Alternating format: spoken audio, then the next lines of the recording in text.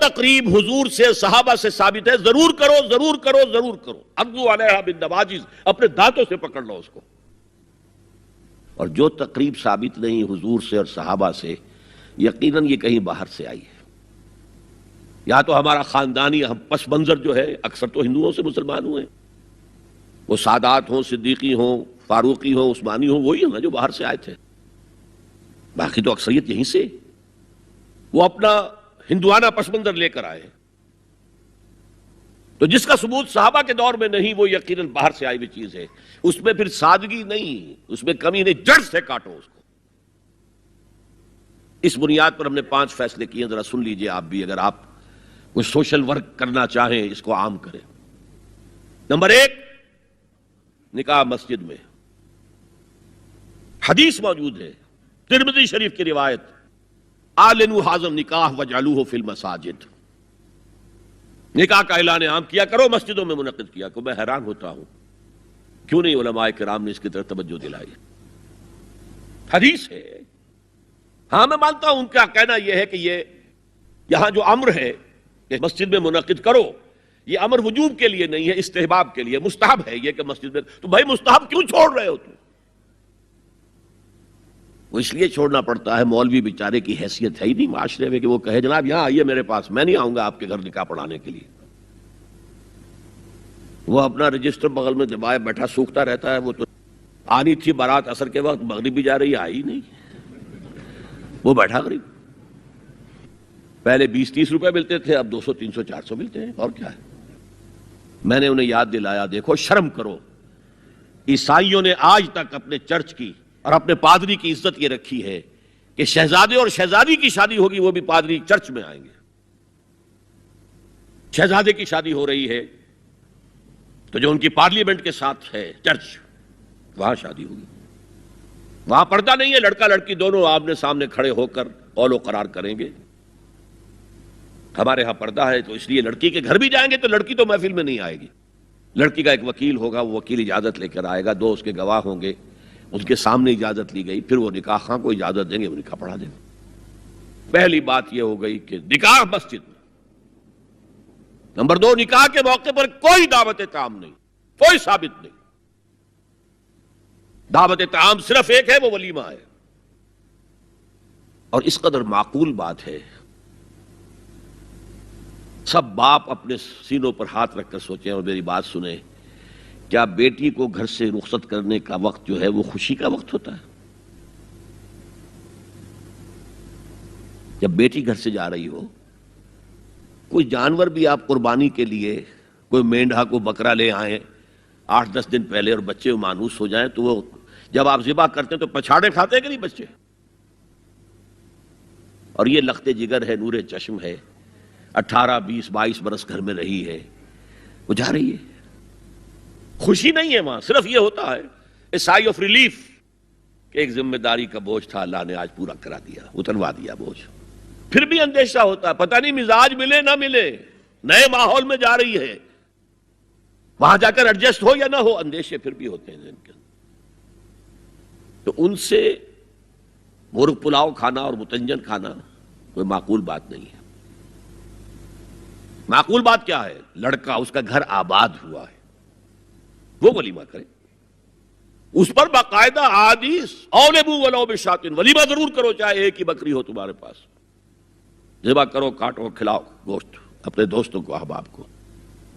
یہاں تک کہا کہ بئس طعام الولیمہ، برا کھانا ہے ولیمے کا کہ اس میں غریبوں کو نہیں بلایا جاتا. ظاہر بات ہے مسلی کھلانے کے لیے تو ولیمہ نہیں ہوتا، اپنے احباب کو، دوستوں کو بلایا جاتا ہے. پھر بھی میں تم سے کہتا ہوں کہ جسے ولیمے کے لیے بلایا جائے وہ اگر نہیں جائے گا تو اللہ اور اس کے رسول کے حکم کی نافرمانی کرے. تو جس رسول نے اتنی تفصیل سے حکم دیا ہو ایک دعوت کا، وہ دوسری دعوت میں بھی خیر ہوتا، میں بیان کرتا. جب نکاح مسجد میں اور کوئی دعوت طعام نہیں تو بارات کا تصور خلاص. بارات کس بلا کا نام ہے؟ قرآن میں تو کوئی ذکر ہی نہیں، عربی میں یہ لفظ ہی نہیں. اجتماعی طرفین مسجد میں ہوا، نکاح ہوا لڑکی کو حضرت فاطمہ کو رضی اللہ تعالی عنہا کچھ خواتین جا کر چھوڑ آئی تھی اس حجرے میں جو ایک انصاری صحابی نے حضرت علی کو دیا تھا. ان کا تو کوئی گھر بھی نہیں تھا. کوئی حضرت علی آئے ہوں اور آ کر وداع کرا کے لے کے گئے ہوں, کچھ بھی نہیں. چوتھی چیز, جہیز کا کوئی تصور اسلام میں نہیں. خالص ہندوانہ رسم, خالص ہندوانہ رسم, خالص ہندوانہ رسم. ہندوؤں میں کیوں ہے؟ وہ اس لیے ہے, معقول بات ہے کہ لڑکی کا وراثت میں کوئی حصہ ہی نہیں. وہ تو جب گھر سے نکل رہی ہے وہ دے دلا کے رخصت کر دو, دان دہیج, یہ خیرات ہے. لڑکی کا حق کوئی نہیں ہے گھر پر. اسلام میں تو لڑکی وارث ہے. والد فوت ہوں گے وراثت تقسیم ہوگی, والدہ فوت ہوں گی کوئی ان کی ہے ملکیت وہ تقسیم ہوگی.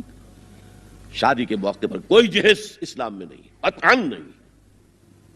غلطی سے حضرت فاطمہ کے جہیز کو جہیز کہہ دیا گیا. وہ جہیز کیا تھا؟ ایک پیسہ بھی حضور کے اپنی جیب سے نہیں تھا. اس شادی میں خاص بات کیا تھی کہ دولہا کے ولی بھی حضور ہی ہے. اور کون ہے؟ علی کا کون تھا مدینے میں؟ اور دلہن کے والد بھی حضور ہے.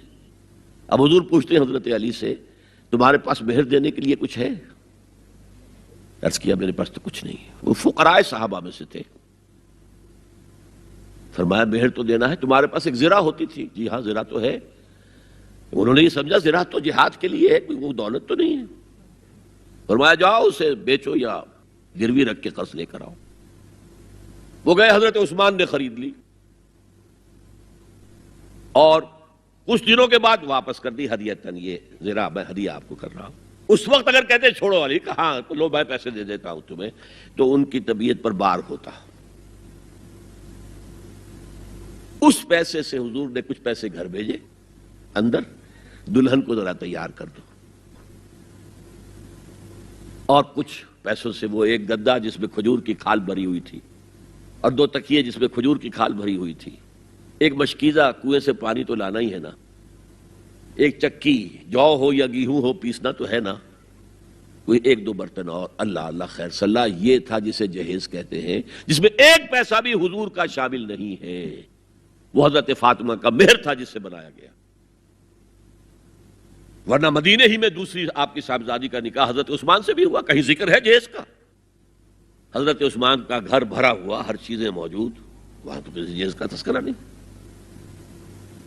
بہرحال یہ شادی کو آسان کرو, زنا کو مشکل بناؤ. یہاں شادی کے لیے 9 من تیل ہوگا تو رادھا ناچے گی, ورنہ یہ کہ بڑی ہو رہی ہے, عمر ہو رہی ہے, سب کچھ ہو رہا ہے, لیکن کچھ تقاضے تو ہے نا, آخر کچھ تو کرنا ہوتا ہے نا. آخر کچھ نہ کچھ لوگوں کو تو کھانا کھلانا ہی ہوتا ہے نا. بارات تو آخر آئے گی ہی نا, کچھ نہ کچھ تو دینا ہی ہوگا. کوئی جوڑے کپڑے, کچھ. یہ اسلام کا فلسفہ جو میں نے 4-5 باتیں آپ کو بتا, فلسفہ یہ ہے کہ لڑکی کے باپ پر 1 پیسے کا بوجھ نہیں. اس نے لڑکی پال پوس کے تمہارے حوالے کر دیا, اب اور کیا چاہتے ہو تم؟ سارا مرد آزماں, مرد آفرین, مرد کو چیلنج دیا ہے, تم مرد ہو, مہر تم دو گے. اور سب سے بڑھ کر کیا ہو رہا ہے آج کل بھی ہوتا ہے, وہ ہمارے ایک کچھ کام ہوتے ہیں اسلامی, وہ بھی ہے کچھ وہی ہندوانہ پس منظر. نکاح کی محفل میں چھوارے کون لے کے آتا ہے؟ جی لڑکے والے. اور پلاؤ کن سے کھاتے ہیں بھائی؟ جس کو تمہیں مرغ پلاؤ کھلا رہا ہے وہ چھوارے نہیں بانٹ سکتا تھا. یہ ہے اسلام اور غیر اسلام کا امتزاج. چھوارے لڑکے والے لے کر آئیں گے اور پھر دعوت اڑائیں گے لڑکی والوں کی طرف سے.